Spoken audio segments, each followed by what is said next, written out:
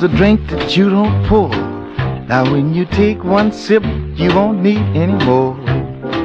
It's small as a beetle, or big as a wheel. Boom! Atomic cocktail. Falls a splash all around the place. When you see it coming, just grab your suitcase.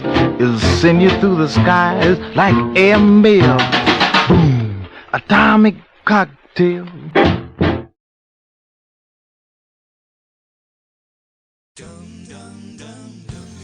John Fitzgerald Kennedy, famed for his looks, revolutionary approach to the presidency and shady affairs with celebrities, was born on May 29, 1917 in Brookline, Massachusetts. He was the second born kid in a strict Catholic family of 9 children.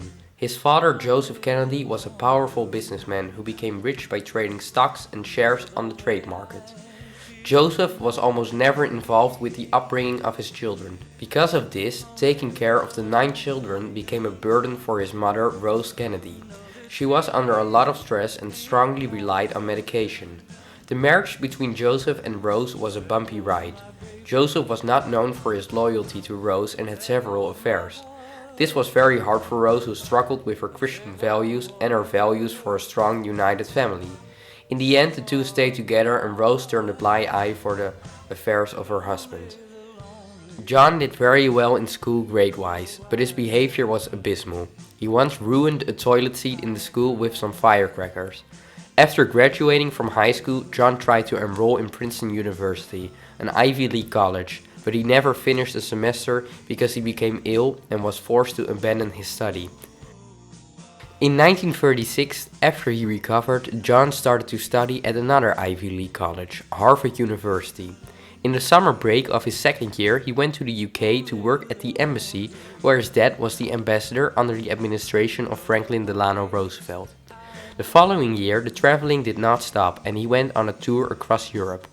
For the ones who did the math, we are now in the year 1939, a black mark in the history of the world. John just left Germany when they invaded Poland. The following year he wrote his thesis about an event that led up to the invasion. That thesis is called Why England Slept, about the Munich Agreement.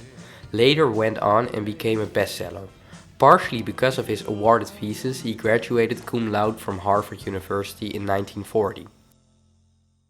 After his graduation, he tried to enroll in the Army's Officer Candidate School, which trains potential officers, but because he had a lower back problem, he was disqualified.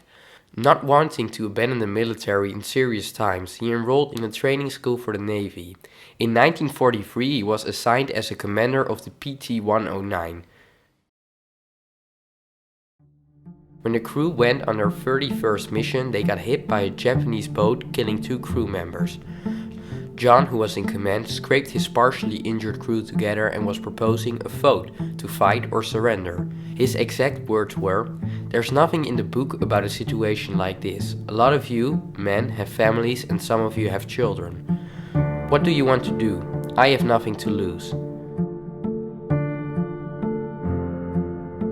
The crew chose surrender and jumped out of the boat and started swimming towards an island nearby. John, who had a back injury from the crash, towed an injured crew member with a life vest held by his teeth to the island across the water. After they were rescued, he received a Purple Heart for his actions. The Purple Heart is one of the highest medals in the military.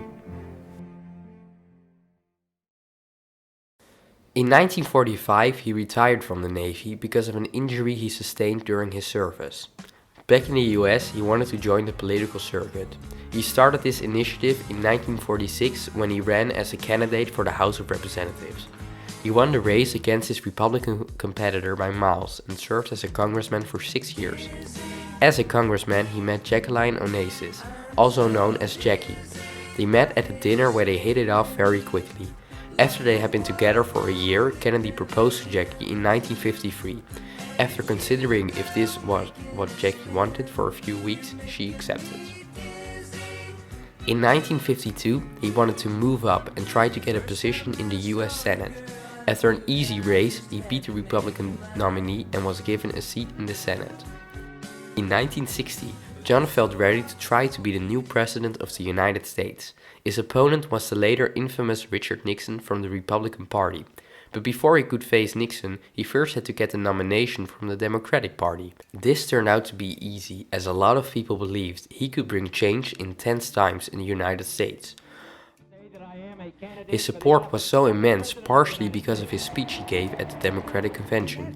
He said, "For the problems are not all solved and the battles are not all won, and we stand today on the edge of a new frontier. But the new frontier of which I speak is not a set of promises, it's a set of challenges. It sums up not what I intend to offer to the American people, but what I intend to ask of them." It showed that he was not just some candidate who was promising the stars, but who had the full intention to bring great change in America. After he had won the nomination, the real race could begin.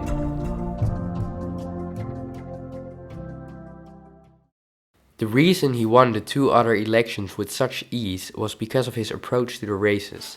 He used techniques that are common today, but were revolutionary back then. He had huge campaign events, gave out t-shirts, did ads on the TV, and was spending millions of dollars. A large part what made this possible was the wealth of his family and the connection his dad had across the United States. But his new approach to campaigning wasn't enough to become president. There were a lot of people who thought that he had too strong ties with the Catholic Church, and a lot of people thought he was too young. When the first debate between Nixon and Kennedy was aired, John gained a lot of votes because of his relaxed appearance. A lot of voters, especially women, became very fond of his looks. When the actual voting began, it stayed a very close race until the end. It actually was the tightest race in the history of the US. But Kennedy thrived and became the next president of the United States. At his inauguration, he said the following famous words. "And so, my fellow Americans, ask not what your country can do for you, ask what you can do for your country." When he started in office, the mood was tense. Because of the close call in the race, he had a lot to prove. An invasion of Cuba, previously planned by the Eisenhower administration, had to be approved by Kennedy. He hoped to make sure that Cuba did not tip to the direction of the communistic Soviet Union. Because the invasion was not planned by Kennedy himself, he had to listen to the advice of old members of the cabinet, if this was the right approach. After the great recommendations he got, he approved the invasion, which later got known as the Bay of Pigs invasion. The invasion went wrong and a lot of soldiers were captured. Through strong diplomacy, Kennedy managed to get most of the men out of Cuba safely. After the failure of the invasion, Kennedy was furious and blamed the CIA, who planned a large part of the invasion. He said, "I want to splinter the CIA in 1,000 pieces and scatter it to the winds." Back in the White House, the Kennedys made yet another revolutionary change to the presidency. Especially Jackie was giving glamour to the presidency. It became so much more than just about politics. People wanted to know what was going on in the rooms of the White House, the private conversations.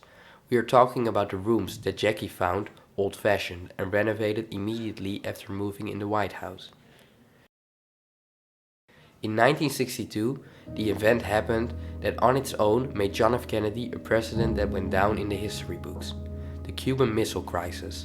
The US got their hands on photos showing Russian missiles on Cuban ground pointed towards the US. This was unacceptable for the Americans. Instead of launching an attack, which was a favorable option in the eyes of a lot of people, Kennedy made a block so that none of the ships could enter Cuba. And for the first time there was a direct line between the White House and the President of the Soviet Union, Khrushchev. Through tough negotiation and an incredible act of diplomacy, there was a solution to the crisis. The missiles were removed. If it hadn't been for Kennedy, the world would have been a victim of a mass nuclear war. This was the closest the world has ever been to total annihilation. The way Kennedy handled this situation caused his approval rate to increase to an incredible 77%. In comparison, the average approval rate is about 44%. Kennedy did so much for peace in America and in the world that he became a president for Western civilization. His power was shown with his famous Ich bin ein Berliner speech in Berlin. And democracy is not perfect. But we have never had to put a wall up to keep our people in. to prevent them from leaving us.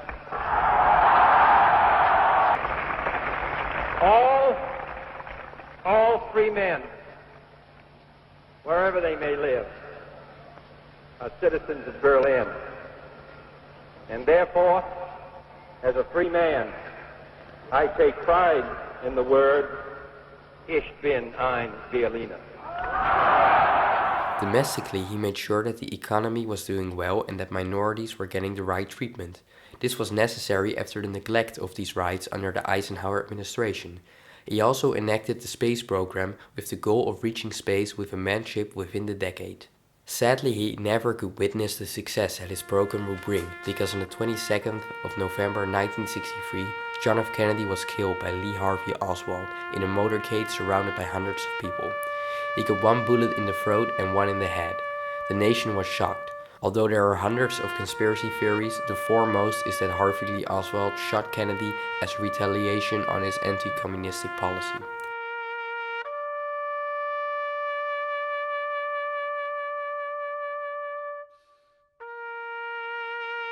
A lot of information wasn't released until the 1990s. It was suggested that Kennedy, like his father, had not been faithful to his wife on several occasions. Some sources claim that he had an affair with celebrity Marilyn Monroe. Yet, even after these speculations, John F. Kennedy will always be remembered as one of the greatest presidents the United States has ever seen.